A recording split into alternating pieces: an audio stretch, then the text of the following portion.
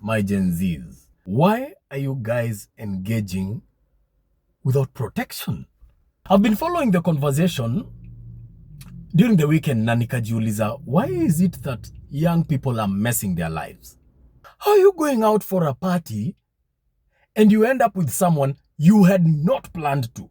Na mnajipata asubuhi unajiuliza, hey, tulidu nini? We ni nani? Come on. You don't even use protection. Tumia magwanda. Wacha mchezo. Hiyo tu unaenda fua. Hautumii magwanda. Hapana. Wacha. Hapana. Hiyo no. Wewe ushawahi sikia kutu imeua mtu? Ushawahi? History ya kwenda ati kafu. Wacha wewe. Hapana. Guys, it's time you use protection.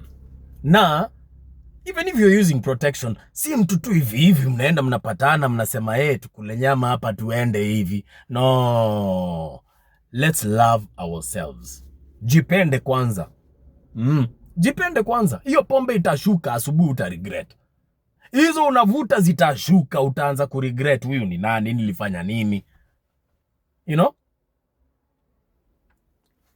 Anything you do, wejua hii unaenda ni vita.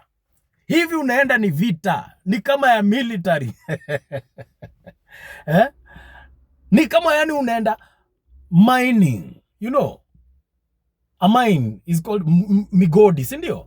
Mnaenda kuchimba migodi, lazima uvae magwanda. Lazima ile tarimbo yako ukiishika ukienda kuchimbua lile shimo, unajua you're protected. Umevaa nini? Gloves. Umevaa overall, helmet. My brother, my sister, take care of your body. Vaa magwanda. Protect your body, protect your soul. I love you all.